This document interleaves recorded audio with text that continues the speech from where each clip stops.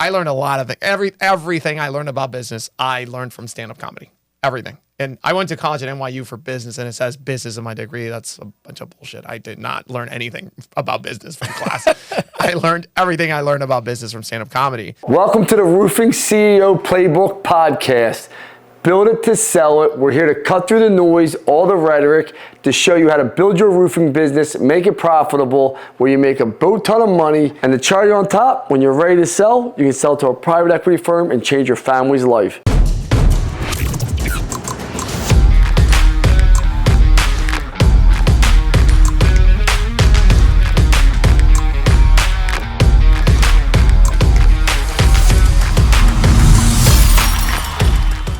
I'm sitting here with Sebastian Jimenez, I hope I pronounced that correctly, from Rilla, the top software for ride-alongs for your sales reps to be able to coach them in the world.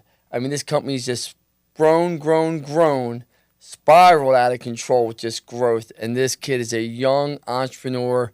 Sebastian, thank you so much for coming down here. You know, it's been impressive what you've done so far in the home service space, especially with this technology. Why don't you tell everybody who you are, and then we can jump into it and have a great conversation. Yeah, man. Thank you so much for having me here, Lance. You guys have built an amazing company. I mean, like, kudos to you, man. You're complimenting me on entrepreneurship, like one SEO to what you're doing now with LB Capital. I literally remember talking to you one of the first times I met you, and like, some of our top customers, like Victor's Home Solution, you're like, yep, I was involved with them. Like Lee's Air's like, oh, yep, I'm with them. Like, is this guy with all the top home service contractors in the country? And what you're doing with LB Capital, like just the amount of growth. I mean, you guys use Rilla, obviously, so I see you guys just adding users, and Bill's like, oh, we got a new training class, and I'm like, Jesus Christ, you guys are growing so fast.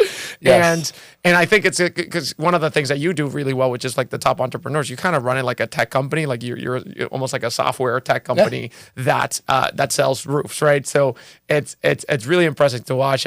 But for those of you who don't know what Rilla is the leading virtual ride-along software for the home improvement industry. What that means, virtual ride-alongs, is when salespeople or comfort advisors, technicians, when they go out and they talk to customers in the home, they record their conversations with the Rilla app from their phones or tablets, just like this. And then we use AI to transcribe, analyze, and give them feedback to help them improve their sales, and to help coaches like you, like Bill, the CEO of LB Capital, coaches that are, all over America, do virtual ride-alongs that are 100 times faster, better, and more productive. Because, before Rilla, all you could do really is a physical ride-along, which is going to take you, 3 to 4 hours with drive time. You have to listen to the whole appointment. With Rilla, a virtual ride-along, which is AI-powered, that gives you all of the bits and pieces of what actually happened in the conversation. It scores it automatically. You could do a virtual ride-along in less than 3 minutes. So that's what Rilla is. There's a lot of things I want to talk to you about today. Yeah. Right? You're an interesting guy, very nice guy. He's so committed to his company. This is a true story. I was up in New York with my wife. We go up to Dreams every year, and Bill puts me on a group text with you like 9 o'clock at night, 10 o'clock at night. And he's like, hey, Lance, get with Sebastian. Sebastian's like, where are you going to be tomorrow? I'm like, hey, I'm at Dreams. I'm with my wife. And he shows up, and we had lunch, and it was great. But it was funny because you wore pants to the pool. You're like, I didn't know there was a pool here. I was like, just very interesting to see your commitment. How old are you, 30, 31? No, I'm 28. 28 years old, and you're committed.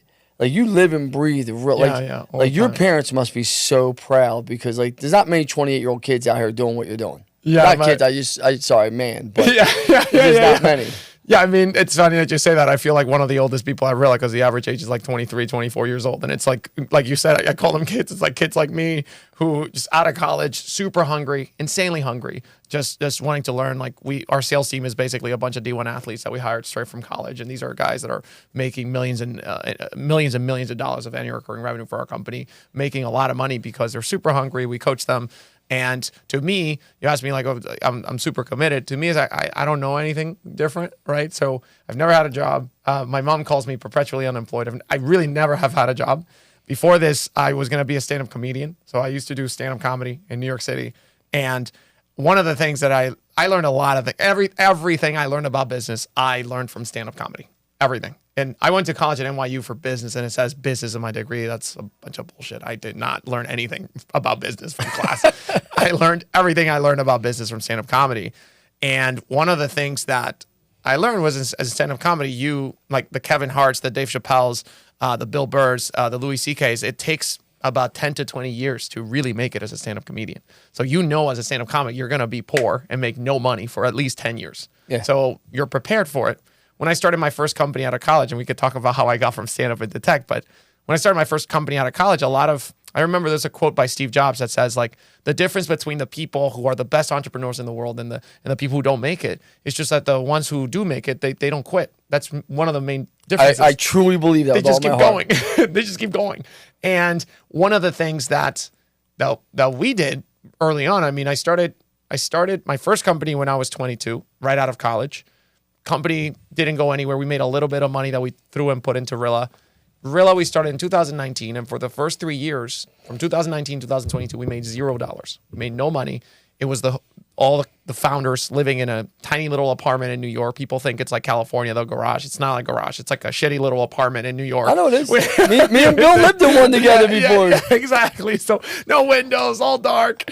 We had a 1-bedroom apartment that we turned into a studio apartment that we turned into a 3-bedroom for all the 3 founders who lived there. Everybody started getting girlfriends, so the girlfriends started living there too. It was a disaster. We had like 1 can of Goya beans at the time. We had like $20 in the bank, 1 can of Goya beans that we passed around. It was a disaster. And we kept going for 3 years, making no money, trying to make this concept of Rilla work. And the reason we always kept going, like, we started selling to retailers in New York back in 2020 to try to capture conversations in stores during COVID. It was hard. It's a disaster. It was stupid. And we made no money. But for me, the main reason why we kept going was I was like, oh, in stand-up, it takes 10 years to make any money. So when we started making money in 2022, I paid myself a salary for the first time. I think it was like 2023 or something like that. And I felt weird. I was like, what? I'm 28. I'm not even, this is like 5 years, 6 years in. Making money. I'm ahead of schedule. This is weird. I'm like, I should be poor. And so Jensen Huang, the CEO of NVIDIA, he told a group of Stanford students, he said, people with very high expectations of themselves, like you guys, the Stanford students, people with really high expectations of themselves, they tend to have low resilience. You tend to have low resilience because if you're the top of the class student, valedictorian, you get the good grades, you get the good job, you're just crushing it all the time in life. The moment that failure hits you and reality hits you in the face, you have no idea what to do. You crumble. You don't know how to deal with adversity. You have no idea. And so he said to them, I wish upon you a lot of suffering because the only way to build resilience is with suffering. And Absolutely. So for me, which I'm really thankful for, one of the main things I got from stand-up is like setting a really low expectation and a really large time horizon to allow yourself time to figure things out, right? And so the fact that I had that timeline of 10 years of like 10 years, misery, poverty, that's how it should be. That kept me going because I was like, oh, I don't care. We're failing. Who cares? Like, I'm going to do stand-up. I'm going to do this. And so, and because we gave ourselves that time scale to figure things out, then things eventually, started working. I mean, in 2024 now, you guys are the #1 product for coaching by far. Like, me and Bill were laughing, because you came out. I said, Bill, do you remember when I used to ride along and used to ride? Like, we have to be at yellowpages.com in the car, Verizon, 4 days out of the week, filling out a coaching sheet, bullshit, right? Yeah. And when Bill came to me and said, we're going to bring Rilla into LB Capital, I'm not going to lie to you. I was like, these guys aren't going to do it, Bill. It's going to be a nightmare. Yeah. And because people hate technology, I'm a technology guy. You know me. I got R to go into roofing. R. If you back me, I promise you, and I delivered on my promise. I think they'll tell you that. Service Titan has more roofers, probably the second one now besides Acura, who's been around, and they'll outbeat them by the end of next year. I'm a Service Titan cheerleader fan, and I think you know that. And with you, I was like, Bill, this is going to be a problem with our employees because they hate. I'm already jamming Service Titan down these people's throat. They're going to have to master it, right? Yeah. I think now we're going to jam this. And Bill's like, I don't care, Lance. I'm telling you, this is the best bet we can do. I said, Bill, it's your call, but I'm telling you, it's going to be friction. Yeah. And I'll never forget the first week it rolled out. I'm sure Bill told you. It was a nightmare. People didn't want to do it. Yep. And here's a true story for you. That this is how much you have to back your CEO's play when he makes a play like this. I got a call from my partner in my HVAC company about our #1 sales guy. Didn't want to do Rilla. He was like, it's an invasion of privacy, all the bullshit someone. And I've always said, you can come watch me on any sales call. You see my camera guys with me. There's nothing I won't say in front of anyone that I won't repeat. Makes sense? Like, I'll repeat it because I don't say things I shouldn't say, or I don't believe in, or I'm sure I say things I shouldn't say, but I'm still going to say I said that. Makes sense? Right. So our number one sales guy says no, he's not going to do it. My partner at times, he's like, we can't lose him. He's our best sales guy, this and that. Bill's like, Lance, I'm telling you, this guy's just being a jerk. Yeah. He wants to show that everyone else that he's the man. So I'll never forget, I'm pulling into the parking lot. He's outside. And I'm like, hey, man, I'm not going to say his name. I was like, yo, thank you so much for everything you've done. Now, I don't get involved in my companies, right? I'm not involved in any. I was like, dude, thank you so much. I give him a hug. I was like, I wish you the best of luck, man. I was like, I can't see what you do in the future. He's like, well, what's happening? I was like, I'm like, you're fired. Oh, he's like, what?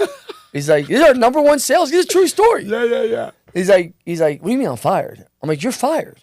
I'm like, he's like, why? I'm like, well, you don't want to use Rilla. This is our 4th day on it now. You haven't done it. You keep saying you're not going to do it. Now other people are starting to follow you because they think they can just do what you do.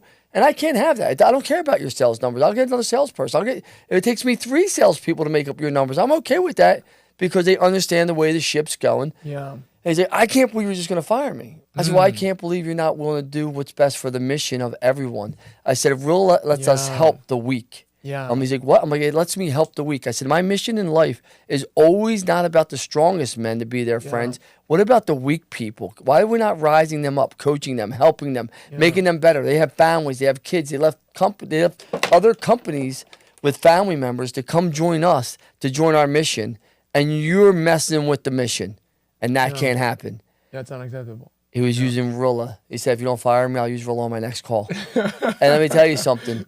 He understood, and let me tell you something. Everyone just fell right in line. Yeah. And I think we're not a private equity company. People think LB Capital is, but I'm assuming with our growth, we're one of your larger. Oh, my God, yeah. Like, well, you guys are, I will say this, like, what Bill did with implementing Rilla, and I think this is going to be the differentiator with the new home service businesses of the future is like implementation. How do you actually become adept at implementing new technologies?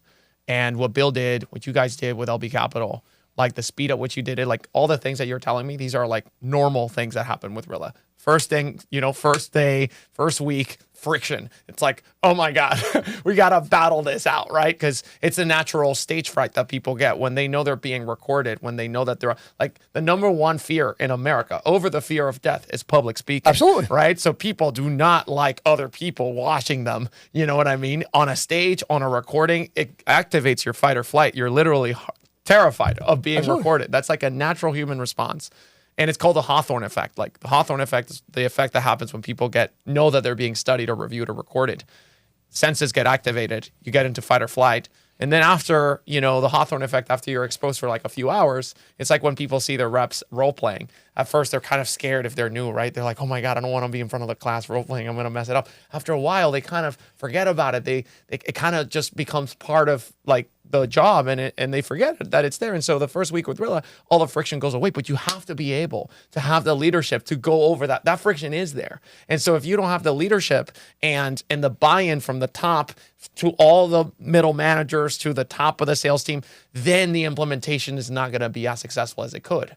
And so I think that, you talk about ServiceTitan, you talk about Rilla, there's a lot of new technologies coming into the home service space. And we could talk about this. But for the first time in decades, I would say like half a century, home services, home improvement is at the forefront of the cutting edge of technology. I don't even look like, and you know me, I'm a straight up guy. Yeah. I've never sold a roof. I've never been on a roof. Yeah. I've never sold HVAC, never installed HVAC, Yeah. painting. Yeah. Like, I was a digital marketer, one SEO. Like, everyone's like, yo, you're the one SEO guy. And now that's changed over like some people, I love it now. Like, oh man, you're the roofing guy. And I'm like, I never did. And at least I did digital marketing. But, the point I'm making is, you're a technology company. Yeah. You are not a roofing company. You're not home services. You never hear me once say we're a home service company. Yes. You hear me say we're a technology company. Correct. And my technology of choice is ServiceTitan and Rilla. Yeah. And I do believe you got to have good partners, right? Like, yes. And Aura has been great to me.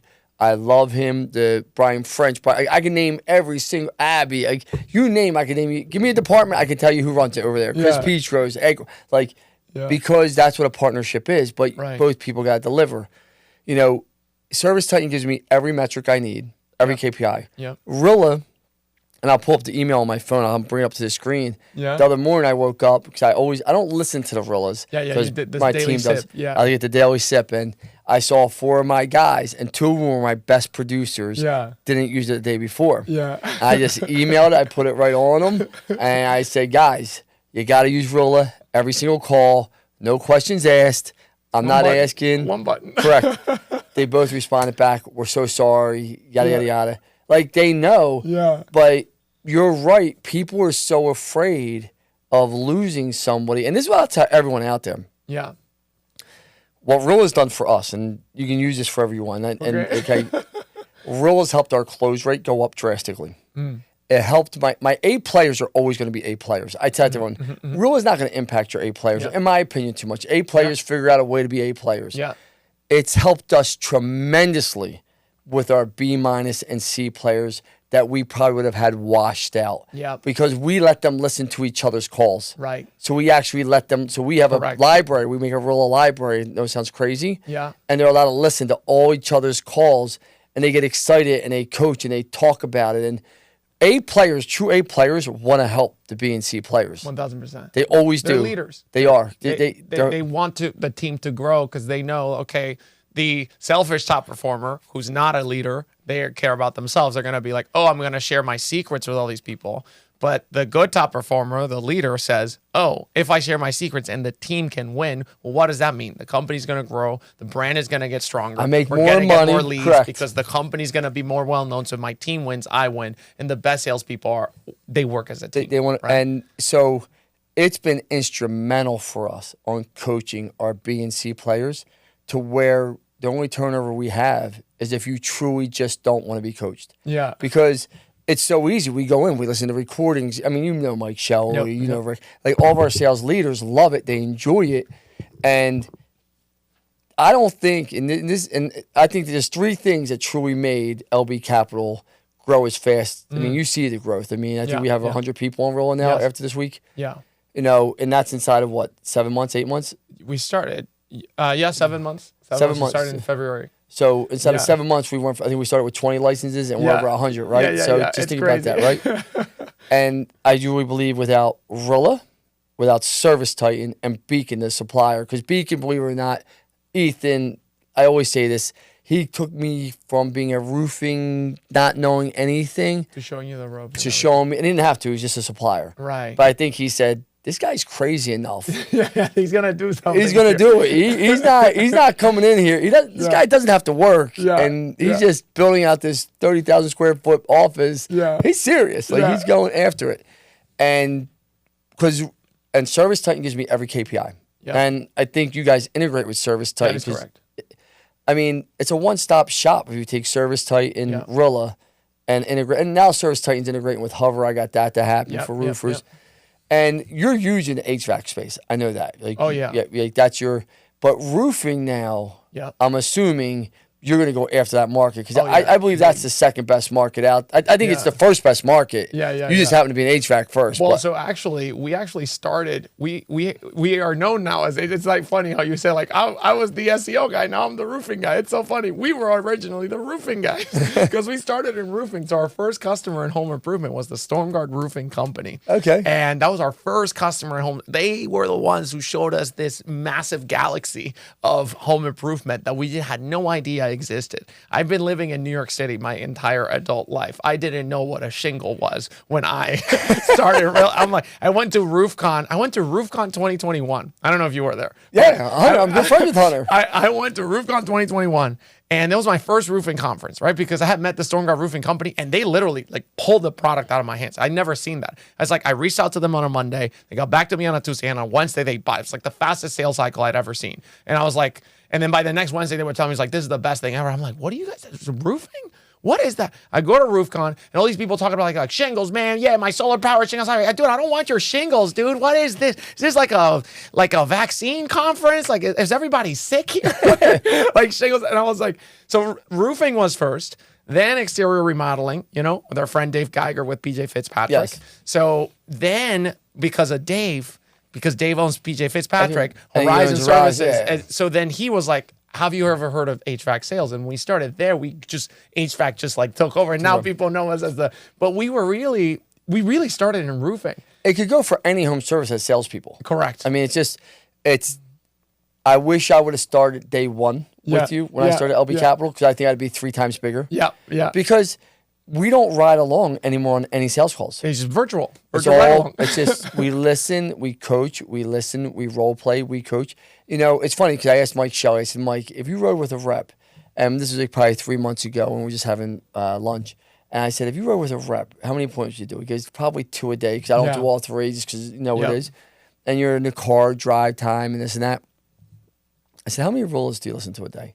He said, Lance, I can get through my Rilla, because I guess how the AI works for the transcribe, all of it. They give you all the set appointments that you have to listen to for the day. Yeah. And he said, I can get through almost every sales rep inside of 3 hours to 4 hours.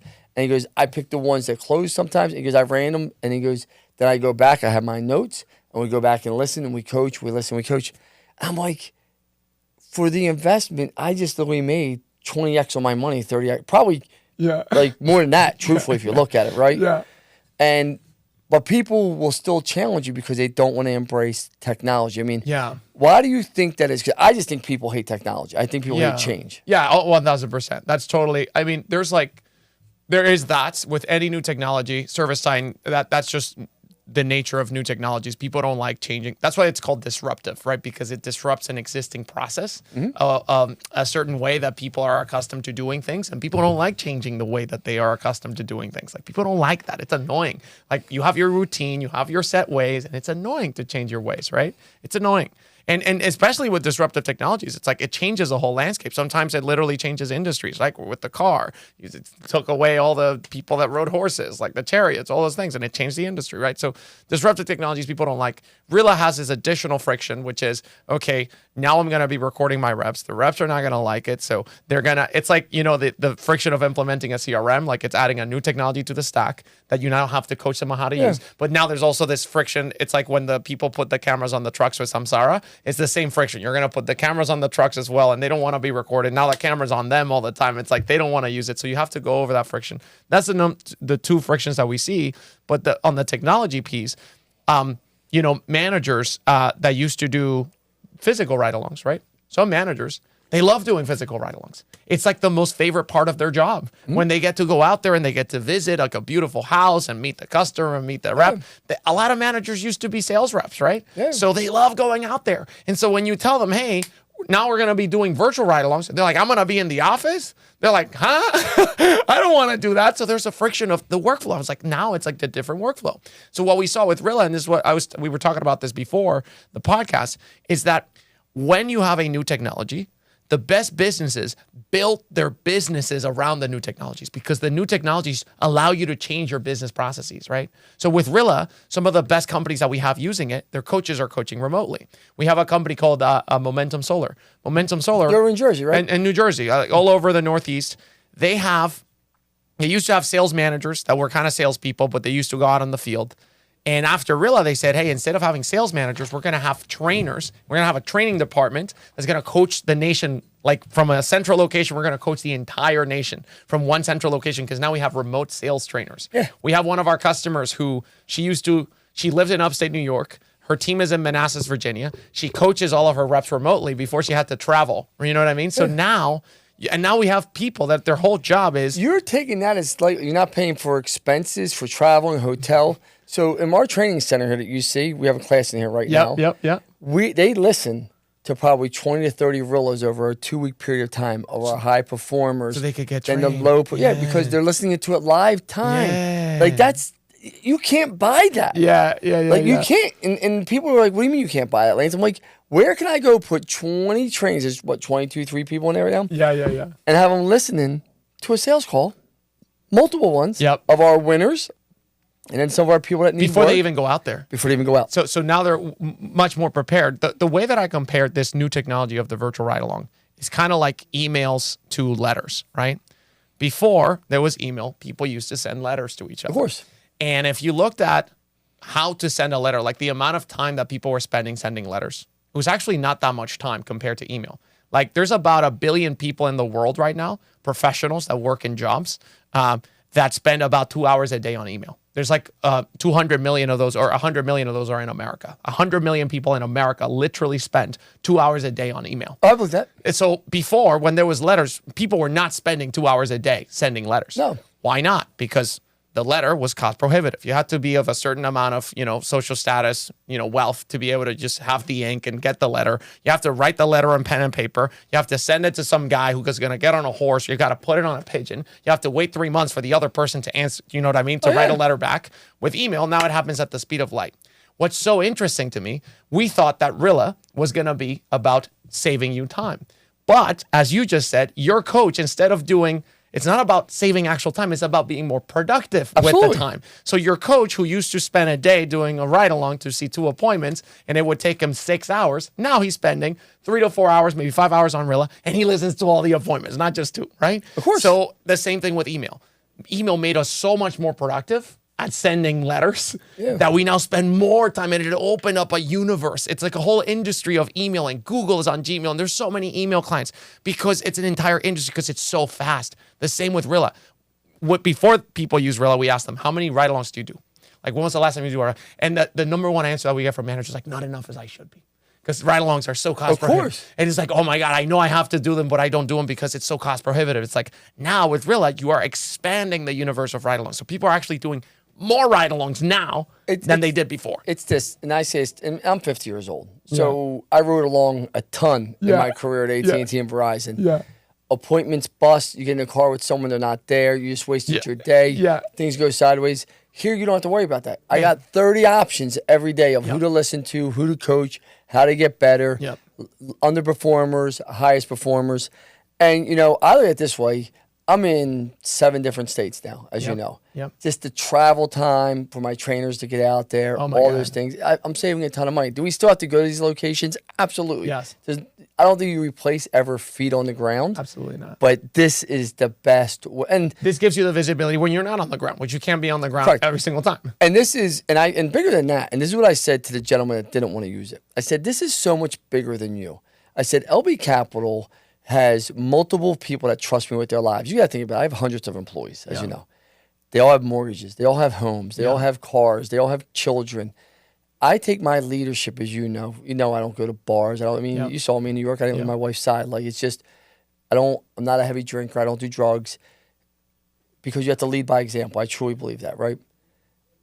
If I allow someone to do something unethical on a sales call, and I can't pay attention to it, and it literally could just cause me chaos. This is a fit to secure anything that someone says about my sales rep said. I just go pull the recording. I see if it's true or not. And we've been challenged 3 or 4 times. And every time we went back to the recording, and the sales rep never did nothing wrong. And now, if I didn't have that recording, and we send it to the customer. You're saying they said this. It's fair. It's fair. It's just. That's one of the things, like especially in the HVAC world, where you have technicians who are, technicians. We usually pitch Rilla. You've seen our hoodies. Like, sales is a sport, and if you want to be a top sales athlete, you have to review game film, and you have to learn from the top performers. When you go into HVAC companies and they have technicians, service techs that you want them to upsell, they hate the word sales. Oh my God, they don't like sales, but you want them to sell, right? But everyone's a salesperson. Everybody. Everyone. So what we do with them is, and our customers, what they do is, instead of saying like, hey, guys, who here has ever had a situation where you came in, you did your work, you said what you were going to say to the homeowner, and you had the homeowner say something about what you did wrong? Everybody raises their hands. How many of those times were you in the right and the homeowner was in the wrong? Everybody raising their hand. What happened? What happened in the situation? And the technician goes, "Oh yeah, the company sided with the homeowner every single time." Because if you don't know what happened, you have to side with. You have to. We had. I mean, one example we had. Like, speaking about that, woman calls in, says, salesperson said during the call, "I'd get this, and this." Like 3 things that would have made the job not even worth doing. Right. So Bill and Mike, Shelly, go listen to the call. Nowhere in the I'm not involved at this level. This just gets rolled up to me as me and Bill are talking. Yeah. And he's like, people are sick. Like, homeowners, like, there's some just bad people out there, right? And they don't care. A small percentage of people. Small percentage, but, this is where the Rilla protects you, your company, your sales rep. And the homeowner. And the homeowner, because it keeps everybody accountable. It does. So nowhere during this call does this chain of events happen, what this woman says, right? And the woman's like, yes, it did. Are you calling me a liar? And Bill, in his typical manner, is like, no, I'll never call you a liar. There's no reason to. He's like, let's review the recording. She's like, what recording? She's like, man, we record every call. We have a technology called Rilla. Our salespeople use it. It's on their iPad.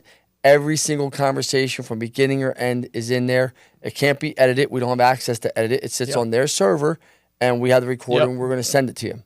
Yeah. And the woman's like, excuse me? Bill sends it to her. She listens to the whole call. And Bill goes, at what point in time could this have happened after they listened to the whole call? So it must have been a different sales rep then, a different company. And she's like, we're good.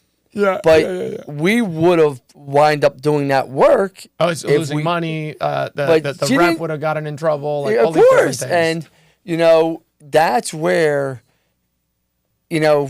you invest in your company, you invest in your people. Because I invest in my people to protect my people also. 1,000%. They think I'm using Rilla to watch them. No, I'm investing to protect you. It's a protection. I'm protecting you. It's CYA, cover your ass, right? It's like, make sure that you're doing we had a customer, or now we have a customer. They had been recording their conversations manually since 2014 in Colorado. And I heard about this company. They advertise this. They market this. Like, they literally, since 2014, have been marketing to their customers. We record every single call to make sure that our technicians are doing a great job in your home. 100%. The homeowners absolutely love that. Of course. If you think of the typical home improvement interaction, it's a female homeowner who's interacting with a male technician or a male sales rep. They make 80% of the decisions, the homeowners. And then if you have somebody who says, hello, Mrs. Homeowner, I am here. I'm going to record a conversation to make sure that I'm doing everything properly. I'm going to take notes. I'm going to have everything documented here to make sure that I am doing a proper job. How much better does that homeowner feel to know that there's not just a strange man in her house? It's a company that's quality assurance, training. Professional. Yes. That's committed to training. Yes. Committed to their customers. Yes. Committed to excellence. Committed that you get everything we pledge to give you. Yes. Accountability, all these different things. And they market it. They literally put it on their website. And that's like their big thing. They'll be like, we are the record. They call themselves like the recording company. Like, we are the company that records our text. There's nothing wrong with that. And I was like, this is fascinating. So the from the homeowner's perspective, you also see, like, one of the things I was surprised, we always look at conversion rate increases and average ticket increases. One of the things that we saw, this is one of our customers, I think it was like Florida Window and Door. They saw that there was a decrease in cancellations of 20%. So not only were the salespeople selling more jobs, it was less cancellations also. So the jobs that they were selling more. They were also selling it right because there was no problem with the home. It was like, no, he said, she said. So it actually went down. So it's actually, and then your customer service scores go up. Everything goes up. It's a no-brainer. So here's a question for you. Mm-hmm. You're getting heavily into roofing. You went to RoofCon. I'm good friends with Hunter. He's a great guy. Do you know Hunter? Yeah. Yes. Great guy. I was actually on the phone with him the other day. I'm actually talking to Diego this afternoon. It's funny because we both done roofing conferences and people were like, you guys are good friends? I'm like, yes, Hunter's been up here. He's a great guy. Diego's a great guy. Like, I spoke at RoofCon last year.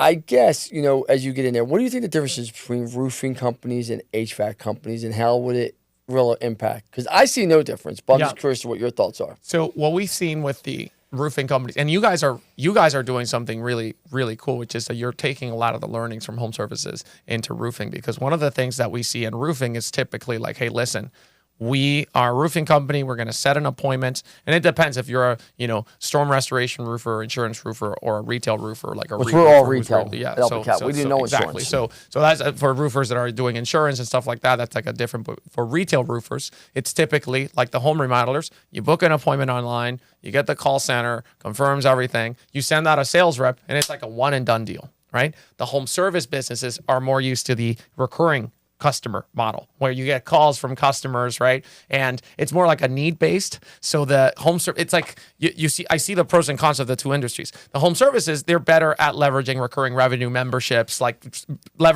getting more revenue out of their existing customers. But the roofers, by necessity, they have to be so great at marketing. They have to be so great at marketing and SEO, and they have to be so sophisticated at being the top of the search results because it's highly competitive, and it's not as like, you're in Texas in the summer and your, AC is down. You need the HVAC replacement. So whoever you call, somebody's going to get the job, right? So with roofing, not necessarily, right? Especially if you're doing retail roof, it's like, okay, the roofing has some mold in it. It's less of a need than the HVAC equipment. So then there's more of an emphasis in marketing and sales so you can actually generate the market. What I have seen for the home services is that for whatever reason, I think that the home services with this concept of like technology, right, of running tech businesses, like what I see you doing in roofing, that's not the norm, right? Of like, I am a tech company that sells roofs. It's super tech enabled, super sophisticated with all of their operations, right? I would say that the home services, like as a whole, like on the averages, like when I'm talking about HVAC, plumbing, electrician, I would say that they are a little bit more sophisticated when it comes to their technology operations. Oh, HVAC is 30 years ahead of roofing. Yeah, in terms of technology and operations. Yes, but the roofers, I would say, are a little bit more sophisticated when it comes to understanding marketing and understanding like super competitive marketing environments. But yeah, from operations, like that's why I think you guys are doing. It's like you guys are bringing the sophistication of like even more like of the top HVAC contractors in the country because you're involved with a lot of HVAC companies and you're bringing it to the roofing space. So that's kind of how I would say the lay of the land. The difference for Rilla, really no difference. It's people talking to people trying to do a great job. You think of Rilla, it's like in HVAC, you think of Rilla as like a wrench, right? You have your technicians with a wrench and they need to go and fix something. They need tools. It's impossible to actually do your job without using tools. Well, Rilla is the tool that allows them to do the other part of their job, which is a really important part, which is the soft skills, which is talking to people, which is very important because the soft skills and the talking to people, that's what's going to make the difference between a technician that brings you, the average of $100,000 in revenue versus like $2 million, $3 million without a doubt a year. So this is just a tool to help you talk better. It's a coaching tool. It's the ultimate coaching tool. It's coaching, protection, and it helps add money to your EBITDA at the end of the year. Like, those are the three things I explain to people. I feel Service Titan's the same way. Yep. The roofing, I do believe roofers are going to be an easier sale for someone like you. Oh, yeah. And this is why. They're more sales driven. because they understand it. They have to build a sales team. Yeah. To scale, to grow. Yep. A lot of HVAC technicians just believe that they're technicians. They don't, and you got that friction of the sale. They don't like that. They don't like the word sales. They don't like it. But roofing sales guys understand that there are sales guys. They don't sell anything they shouldn't sell, but they understand they have to close the deal. You got to kill to eat. It's a technician's getting paid either way. Correct. He's going out. A sales guy doesn't get paid either way. Like comfort advisors and HVAC, they love the tool because they get coached because they get only kill what they eat. I look at technology as a whole that's coming into home services. A lot of private equity groups are trying to buy. Yeah. I think you sold some of your Rilla off. I think. Well, we have investors. But we still hold the majority of the. Hold the majority. Yeah. But private equity is trying. I'm assuming private equity is trying to buy your company at this point. They're trying to buy all people. There's been a few people, but Rilla is not for sale, so we're not selling. So because I see what's happening. They're trying to make the ultimate home service suite. Yes. Yeah, we're gonna make. Hey, listen, we have. I'm not saying. I think Engage is another great product. Yeah. Independent. Yeah, independent. Dean's a great guy. Big. Yeah. We grew very fast under Engage, and just so people know what Engage is, it's an in-home presentation thing that actually tracks. Yes. Oh, you do? Yeah. So Bill would know that better. Yeah. It's in the Rilla ride along. Engage as well. But that's the thing. I'm going to see a roll-up sooner or later. Wouldn't you agree of some type of in-home as service suite of technology where it's a one plug and play? Yep. Do you agree with that or not? There's people that have been trying, right? There's people that are trying. Like Leap is trying to build the super app for I would say for like home remodelers, like a lot of roofers, but the people that do windows, kitchens, bath as well. I think Paradigm is trying to do this. Like EverCommerce, I don't know if you know EverCommerce. They acquired all these CRMs. They acquired all. It's a playbook that's been attempted, right? The problem is, the only one, I would say the best one that has achieved that playbook of like being a product suite is Service Titan. They've done a great job of saying like, hey, you're going to put your marketing here. You're going to put your call center here. You're going to put your CRM here. You're going to put your field service man. So they've done a great job at actually aggregating a lot of different prices. It's very, very, very, very difficult to do. But Service Titan is still the main hub. Oh, yeah. They're not selling you Schedule Engine without Service Titan. Correct. Right? Like I guess let me rephrase the question because they're not a private equity group still. They're just a huge company. They're just huge. Listen, ours the man, dude. Him and Bahi, they're bright guys.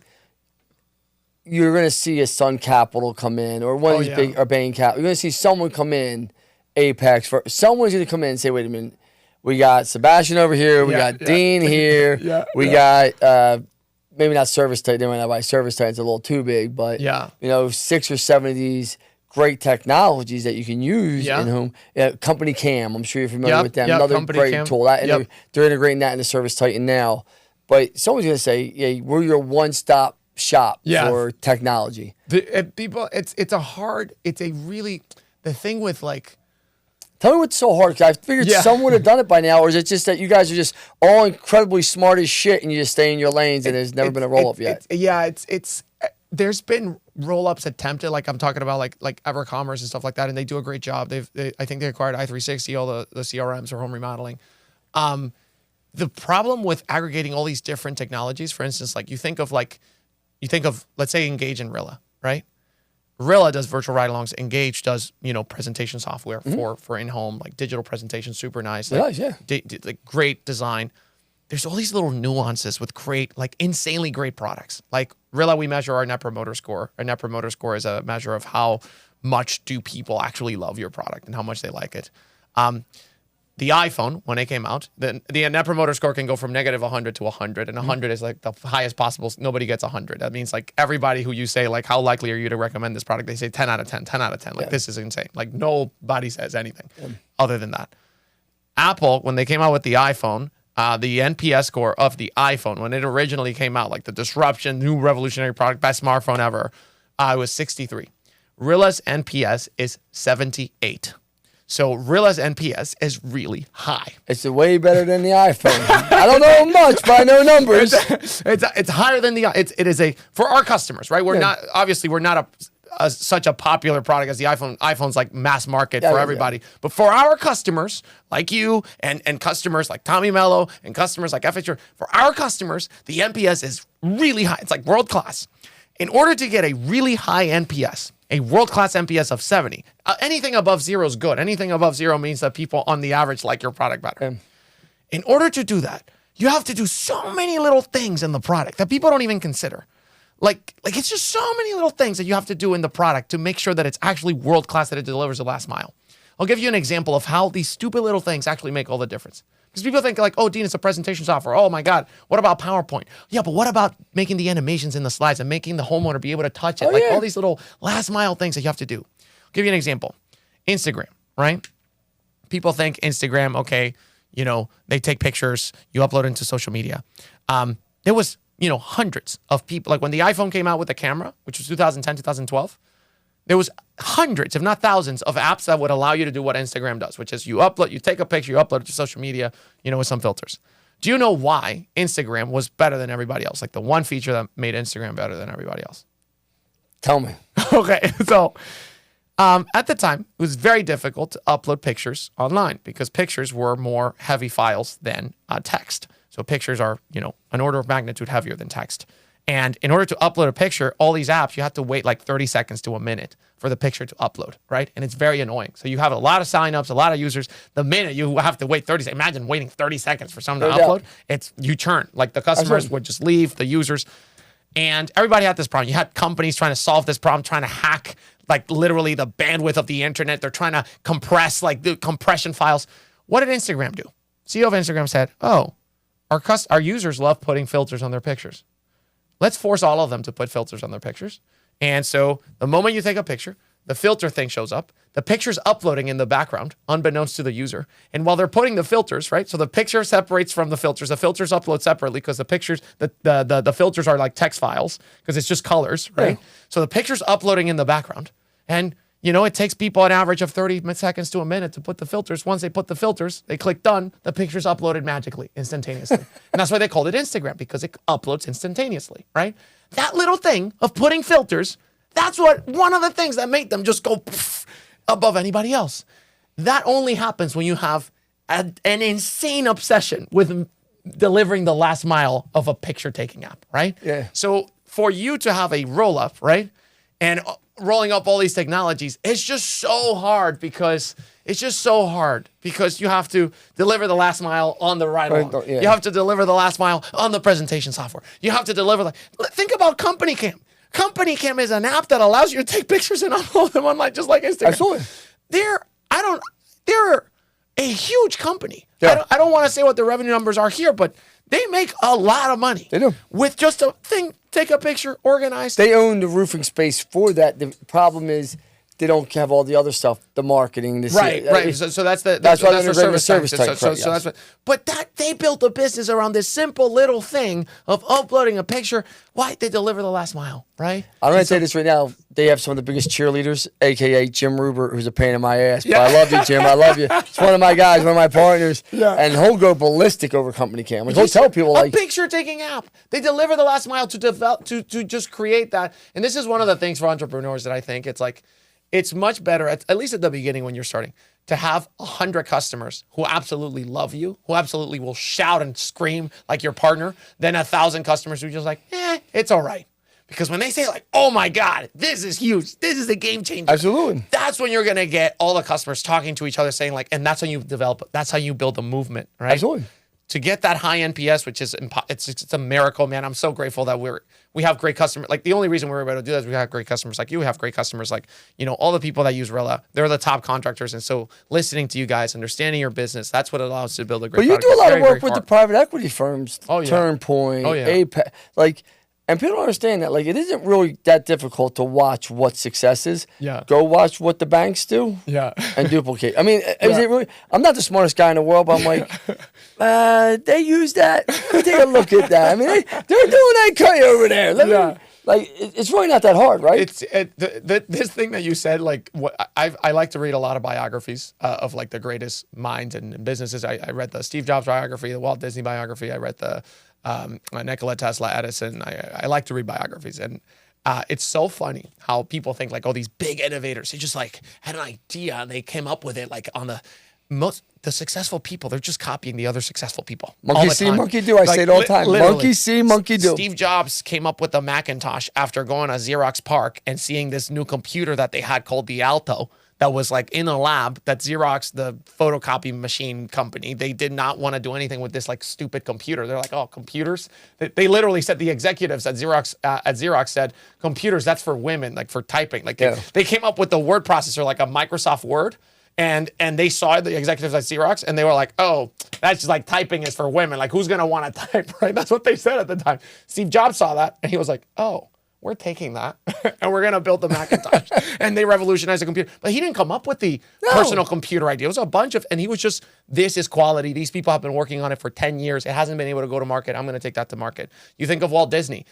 Mickey Mouse, there was a famous cartoon at the time. I think it was called Oswald the Rabbit. And Disney said, and the guy who did the animations, who wasn't Disney, was this guy, Eworks, who was his partner. They just, he goes, hey, that rabbit's really popular. Let's copy that rabbit. Well, and Mickey Mouse is literally the rabbit with round ears. And so they was like, it looks exactly the same as the rabbit, but with round ears. And they copied it. So if you want to be successful in life, just look at what the successful people are doing. We do shop tours all the time. They're like, who does this? Who does this for you? Who does this for you? I'm like, I just lay it down. And they're like, well, who else should we talk to? I'm like, well, I think my company's growing pretty fast, right? Like, not being arrogant. And I use the same people as Tommy Mello. Like, it's the same, like, it's really not that hard to figure out. Like, why would you try and reinvent the wheel? Billy Klein, he's one of our customers. I met him, and I would always see him. I saw him at Rhino X with all the top guns, with like Ken Haynes from Wrench Group. I saw him like all these different groups. Billy is not that large of a company. His company's doing like about $10 million in annual revenue. That's still large. I mean, it's still like a large company. And I asked him like, dude, I see you. You're always punching above your weight. You're hanging out with like the top guns. I was like, when did that start? And he told me it was basically like, dude, I had been doing business, but I was just sitting on my ass, not really doing anything, man. I was just out here just living life and not one of these business owners who just like, it's okay with just like having a business that makes money and not growing. And at some point, when I was like getting into my late 30s, I was like, I really want to grow and I want to be like, and what did he do? He just started hanging out with all these people, going to the conferences. He met Tommy Mello. He's like now hanging out with all these and then his business just grew 5x in a period of 3 years because he started thinking more like these entrepreneurs. You are who you hang out with. Yes, 1,000%. Here's a true story. I never sold a company before I went to Home Freedom. So Tommy and me met. Tommy's at my house with Breeze in my backyard. And he's like, Lance, I'd like you to be the keynote speaker at Home Freedom this year. That was last year? 3 years ago. 3 years ago. 3 years ago. He said, Lance, I'd like you to be the Home... It wasn't Home Freedom, I'm sorry. What was it? Garage Freedom. Garage Door Freedom. Garage Door Freedom, yeah. It was like 3-4 years ago. And he said, I'd like you to be the home. He's like, I'd like you to be the keynote speaker. He's like, I love your story. I love your story. And I was like, I'll do it. So I go out, I speak. I become friends with Tom Howard because we're watching. It's just crazy how like life works. The same bathing suit, American flag, me and Tom. No clue Tom fucking Howard is at the time, right?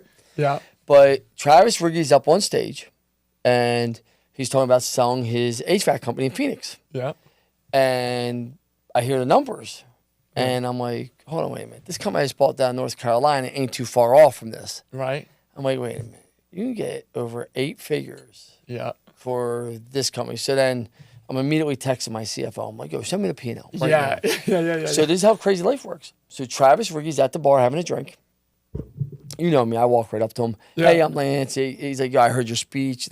Dude, nicest guy you ever meet. I said, is that true what you said? He starts talking to me about the process, this and that. I came home. First thing I did was I increased my prices because Tommy said it on stage. I was scared to. Nobody canceled. Nobody quit. No, it worked out. I literally reached out to 3 people I knew who would buy Apex, Geiger, and Ken. I said, Apex got me an offer right away. Ken's like, are you happy with the offer? I'm like, actually, I'm happy. I'm like, it's more money I thought I would have got. And I said, he's like, Lance, I'll tell you, they will close. He's like, I'll take a look at it and I'll give you an LOI. He's like, we want the company, but if you're happy, it's kind of stupid to even go through the process with someone else. Yeah. Geiger was in it and he wasn't going to match Apex. It just is what it was. And it was fine because I'm good friends with Dave. And we closed with Apex. But if I don't go and speak, if Tommy never asks me, he's not at my house, and he doesn't ask me to be the doesn't happen. keynote speaker, I don't sell that company. Right. Then I don't wind up selling Cherry. I didn't wind up selling One SEO. Right. Like I learned because I just started like because it became possible for you because you saw it and you started mimicking. I just started mimicking everything. Yeah. And I started listening to these guys about saying don't hang out with your old friends, and you start looking, you're like, wait a minute. And you love your old friends, but like what you're doing with them isn't adding value. You're just hanging out instead of like when me and you were by the pool, we talked business the whole entire time. That's all we talked about. That day, like when you were telling me, like that day was so valuable for me because your social media strategy and how you operate, like you started like breaking it down for me. Like here's how I do it, and here's how I do my funnel, and like here's all. I started showing you my followers, and you started showing me like how it turns from like followers to people reaching out and DMing and actually developing deal flow. And I was like, huh, and it just and now I started applying a lot of those things, right? Just because I want to talk to you, right? Yeah. So it's like, you see, I don't even pay attention to any of my like LB Capital brands, or we have people that monitor and look, but for my personal brand, I look at that stuff, and I think there's something to be said about your personal brand and how you represent yourself. And, especially as I never call myself the CEO because I'm not, but,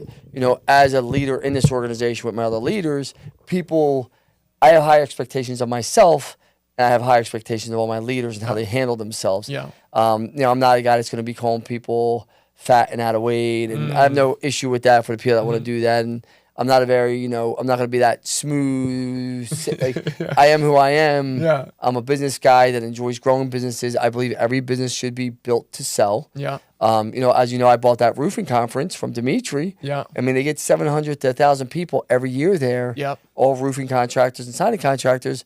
And when I was buying it, Dimitri's like, why are you doing this? I said, because these people all can be fucking multi-millionaires. That is correct. And they don't realize they're only a stone throw away from being in a room with the right people. Right. Like the right people, like you, like Service Titan, obviously back on the conference big time. You know what I mean? Like, because they know, Aura knows I've delivered, right? Like, but when you have these, I truly believe they don't understand they're sitting on gold. Yeah. These roofing companies are sitting on gold. If they just dial a few different things in, people are going to pay them a lot of money for their companies. Oh, yeah. And people don't believe it right now, like you're saying, because everyone in the HVAC space believes it because they've seen it. They know it. Yeah. It's the roofing companies that really don't even understand the process, what happens. Yes. Well, what you have to pay attention now, and this is like a more like why this is happening, right? So what happened was after 2020, because of COVID, what you have now, and this is part of the reason why I exist, this is part of the reason why we're talking here today.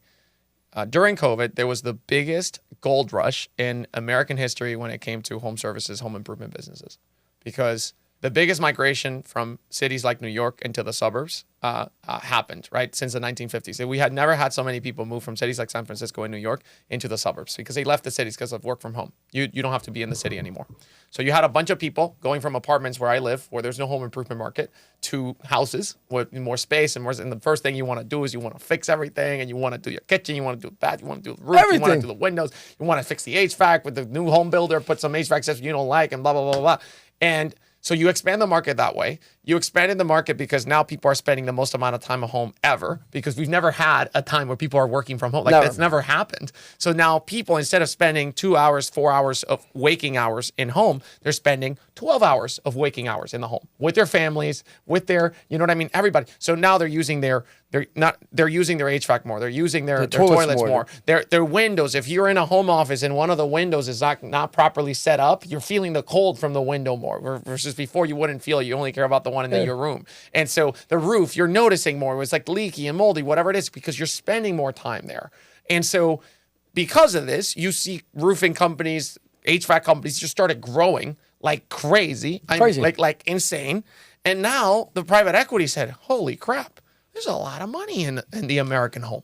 So you have the suits from New York and San Francisco starts, Apex, right? Follow the banks, follow the banks. And what you saw, and they started with HVAC, right? Because HVAC and plumbing, electrician, the needs-based businesses, but now they're going to say Vertex Service Partners. They started out, right recently, right? Listen, Victor sold literally 2 days before me. I sold right after. That was in 2022, right? I sold last year. No, we sold last year, 23. 2023. And Victor went in first to the fund. Rilla. That was one of our first customers as well. He was first. I was right after. I was the second one in the fund. And people were like, why did you sell Cherry? You only had it for 15 months. I'm like, guys, my partner Josh wanted the money. It was life-changing money. Listen, when you get, I can't say the number, but, it's 8 figures. Yeah. He's getting half of that. That's changing his life. Makes sense for a guy that just owned a roofing company that had 20 grand in the bank and was $100,000 in debt. I mean, that's changing his life and his family's life. So I get why he wanted to sell. Yeah. For me, it was being second into that fund. Yes. I was like, wait a minute, I got an opportunity to be my money's going to be into that fund second, and you know how the funds work. Yes. That money's going to be worth 20 times that in 5, because you roll it up into some of the equity, and it just keeps growing and stuff like that. And so that's what's happening now, and it's a very recent phenomenon. Like you're talking about last year. So it's the beginning, right? In the roofing market, it's the beginning. Look at LB Capital. I mean, I say to people this all the time. A year ago, I had one roofing company. I have 9 locations right now. Yeah. We're going to do over $100 million this year just on roofing, retail roofing. Yep. And, it's funny. People are like, how did you build it so fast? I'm like, well, I got great people. Obviously, Bill. I think you also had an insane marketing acumen, which most people don't. Like, how to do marketing. The playbook. Well, I think it's marketing, sales, leadership, and above all that, with the marketing technology. Yes. And people say, man, you give so much credit to Service Titan and Rilla. I'm like, without them, I can't have my KPIs and coaching. Yeah. And without those two things, you can't scale. Yeah. Without KPIs and being able to coach people. Yep. Right? I say coach them up or coach them out, right? Yeah. Seriously, not being rude. Yeah. But without KPIs, I'm flying blind. Yep. And without being able to coach, because you want to coach people. If people are going to work in your organization and they're good and they're healthy and they have a positive attitude, you want them to be successful. Yep. And some people just aren't there yet, so you want to coach them up. Yep. And if people don't want to get coached up, then they got to get coached out. It's that simple. Yeah. It's like when you talk about Rilla, this effect of being able to coach your people and get repeatable results, right? It's kind of like that movie Moneyball. Great movie. People have seen Brad Pitt. It tells the story of this guy, Billy Beane, where he came into the Oakland A's team of baseball. They were losing. He came up with this new concept of using data science and statistics to get predictable results from baseball games. Because he was like, baseball's a game of numbers where there's certain actions, certain events that produce a certain probability of scoring. Right? Absolutely. And so they were like, let's look at the inputs that produce the outputs. And they started training and coaching based on data, not based on intuition and based on the human, what do I think? Yeah. No, based on actually what works. And let's look at the data. And movie tells the story how the Oakland A's went from bottom of the league to top of the league, beat the Yankees, beat the Red Sox, teams with 10 times their budget because they were making smart decisions, getting predictable results. They went on to win the longest consecutive winning streak in baseball history at the time, a team of no-name players to average players. And so what I see with Rilla, like you said, it's you're not going to get your top performers. The top performers are on Rilla. so that Rilla can understand what the top performers are doing and replicate it across the rest of your team, so that the gap, and we see this all the time, the gap between your top performers and the bottom and the average, it gets crunched down by more than half. And that's where you get the 20%, the 40%, the 50%, the 100% lift in conversion rates and average tickets, because the bottom and the average performance, they write like the B and C players. Oh, yeah. They go up and they bridge that gap with the top performers, right? Because it's all a process gap. Right? Well, here's a bigger one than that. And it's funny because financing is used in home services, right? Yes. And it's going to help your close rate drastically. Yes. So if you want to get Bill pissed today, that being that you're down here, like, yo, how's that financing going for you, right? Because I think we finance almost 70% of all jobs right now, right? Which is a great number, right? Compared to most companies. Bill wants at 85, right? So when you go into a home, you want to know how they're paying for it in a relatively, because you can't get time back, right? So in our presentation, finance, how you're going to finance this or not, is in probably the first 10 to 15 minutes of our presentation. Right. Go through it. New salespeople, the biggest thing they're afraid to talk about is money and how you're going to pay for whatever it is. They're scared to death, right? Yeah. So there'll be an hour and a half in the home. Talk about it. And then talk about it, and the person gets credit declined. Right. Or they don't have the money. Right. They're not sure. And Bill's like, you just spent an hour and a half of your time to talk about the payment. Yeah. Right? Like, now you can't get that time back. Yep. And our great salespeople, because we tweaked it, we started seeing them do it. They're in there 10, 15 minutes. They talk about our promotions. Do you want to take advantage of this? Hey, Sebastian, listen, we have 0% for the next 24 months. A promotion right now we have going on. Would that interest you in having that? You're qualifying the customer very right there and immediately. And they say, yeah, we do. Super great. casual conversation. No Doesn't problem. have to be dramatic. Soft credit pull right there on the spot. So now you start coaching to that, because that's what the top performers are doing. 100%. We are. But when he still hears it an hour and a half later, it's like, wow! Well, but now you can monitor. So to give people an idea, I started my company, my sales team. It was like me selling, and I'm still the top. Like, I've sold the most amount of revenue at Rilla, and we built a sales team, right? I started using Rilla because it's my product, right? So I coached my first guy, Matt Filito, who's my sales director now. He was my first sales rep hire, and he knew nothing about sales. We coached him up on Rilla. He would do his demos from like 8 a.m. in the morning to 6 p.m. at night, and then we would do coaching, review all his calls, and like give him feedback for the next day, and he would implement it. And that's how we started Rilla. My net close rate, right? His close rate, he's the top performer. He became the sales director. His net close rate is 44%, right? The average net close rate at Rilla from all the reps that we've trained in, it's 40%. The bottom performer is 38%. So the gap between my top, closer. It's like right there. Why? Because I use Rilla to do ride-alongs because I have to use my own product. I do like 500 ride-alongs a month, right? Because I review the calls. Take like an hour a day, like you mentioned. It's like I review all the calls. It's not that hard. I just go in, give them feedback. 2 minutes, 3 minutes per ride along. Boom, give them feedback. And so I keep them. It's not just doing the training. There's a difference between training and coaching. Training is you get people up to speed, bam. Coaching is continuous. Absolutely. Coaching is an ever-living thing that you don't stop, because you could always be a little bit better. And you have to make sure that people are always sticking to the process. It's like a high-performance sports team. You're never going to see the coach not show up to the field that day of the game and like not get feedback. You see my coaches here, Sean Michael Crane this week. You see him. You see he's in there. They're like, coaching and training. Because one of the things that happens in sales, you learn what to do. I was talking with one of our sales managers, Mario from Rebath, and they have a little presentation that they do where they literally have a technology where it shows the mold to the homeowner and about the bath, like, and they could see the mold, and they could see like the things moving, like, oh my God, that's dirty. Oh my God. And it's part of the presentation. And Mario goes, like, one of the biggest things that he has to coach is like when sales reps do the presentation 1,000 times over, they stop doing it with the same excitement. And he goes, guys, this is not the first time you've seen it, but it's the first time they've seen it. So do it well, man. This is the first time they've seen the presentation. So do it well, because you have people, the natural habit of people. I talked about this with Nick Saban, with Coach Saban from Alabama football. I had him at Rhino, and I asked him, like, he's one of the best coaches in the world. I asked him what the secret sauce was, and he basically said it was not really just having the process. We had the process, but getting people to buy in. Yeah, that's the most difficult thing, of keeping people in track with the process that you want to follow and having the discipline to do the things that you're supposed to do. That's the hardest part of coaching. It is. It's getting people to do what you want them to do every single day. Right? I know I don't want to take up too much of your time, but I do want to talk to you about. You said, Lance, I'll sponsor your podcast, which I do appreciate. Listen, when we thought about who we want to be the sponsor, we automatically came down to you and Service Titan, right? Like, I feel like you guys were the best people You know how I feel about your organization Yeah. and the technology. I feel the same way about Service Titan. First I want to say thank you. No, Number thank one. you for putting this together. Yeah. This is a great thing. for Number the industry. two, I do believe we can change the roofing industry together. I think know so I too. own HVAC companies, but after this one's done, I'm done. Yeah. I'm going all roofing and technology companies. I own Titan Pro, obviously, and Yes. I own Shock IT. I But heard you guys got a great deal with one of our mutual customers, so congratulations. thank you. Yeah. It worked out well. Listen, but you don't understand how important relationships are. Yeah. People don't get that. That's Yeah. important. What made you say, you know what? Hey, Lance, this is a new podcast. I had to shut my old one down because of one SEO, and I sold it, which was fine. I can actually bring it back next month, this one now.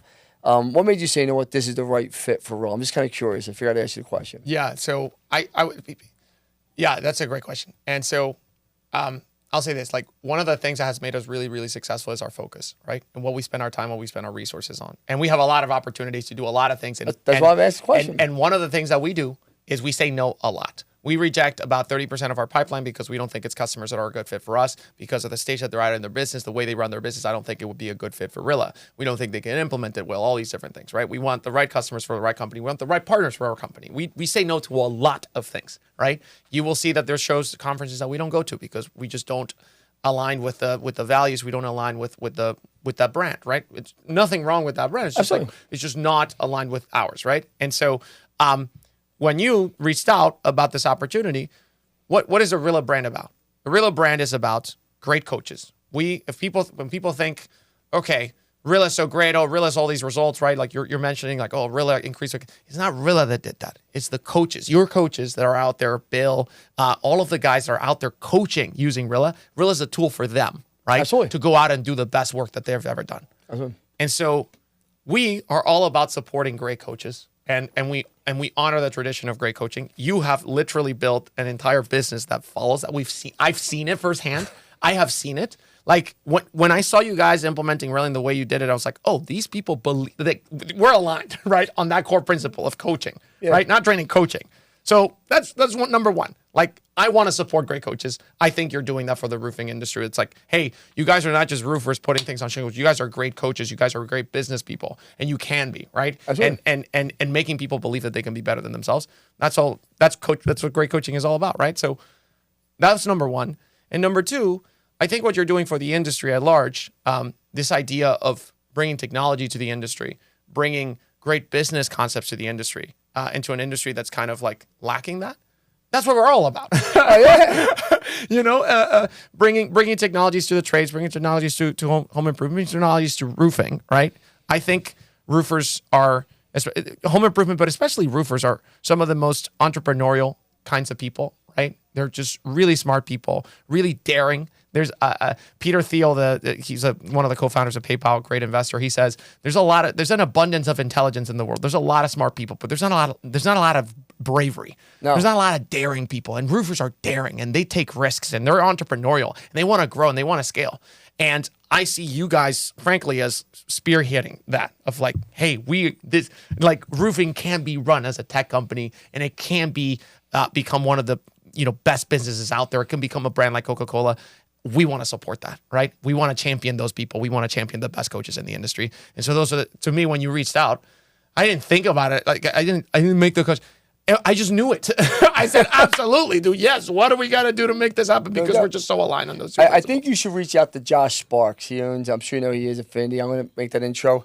He's another guy. He has his own technology, but I don't think he has anything in-home coaching. Great guy, good man. I actually asked him. He was the first person when I bought the conference. I reached out and said, will you be my keynote? That's awesome. He's a roofer by trade. He built it. I'm assuming his company's going to do about $400 million this year. Oh, wow. And guy's a workaholic, good man, great father, good husband.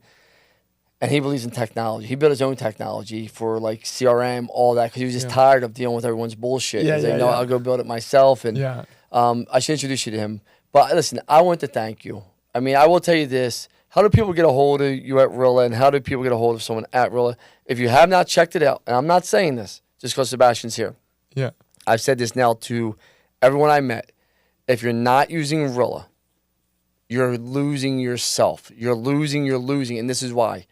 You cannot coach every single person in your organization and be with them 24/7. But what you can do is actually help them get better very fast because Rilla's with them 24/7. You can't be, but technology can. Become a technology company and it will change your life. I promise you that. So, yeah, thank you for having me here, man. If people want to learn more about Rilla, you can go to Rilla.com. That's RILLA.com and book a demo with one of our highly trained salespeople. And we use Rilla on every single one of our calls. So you tell us how we did. Yeah. Thank you, brother, so much. Thank you, man. Thank you. I really appreciate it. So Hey, everyone. Thank you for joining us today. I want to give a quick shout out to our sponsors, Service Titan and Rilla, our technology of choice to helping us scale and grow our business and making sure all of our viewers have the technology to scale their business so when they want to sell it, they're able to.